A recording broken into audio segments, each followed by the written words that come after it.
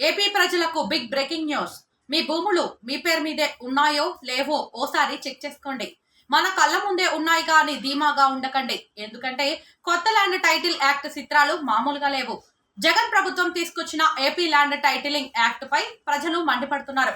కొత్త చట్టం ప్రకారం ఇకపై స్థలం, ఇల్లు, పొలం, గట్రాలు సర్వే చేసి ఎవరి పేరు మీద నమోదు చేస్తారో వారివే అవుతాయి.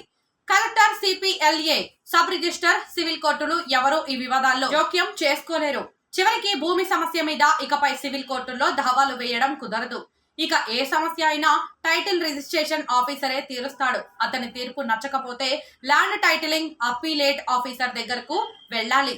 వీళ్ళిద్దరి తీర్పుతో సంతృప్తి చెందకపోతే నేరుగా హైకోర్టుకే వెళ్ళాలి.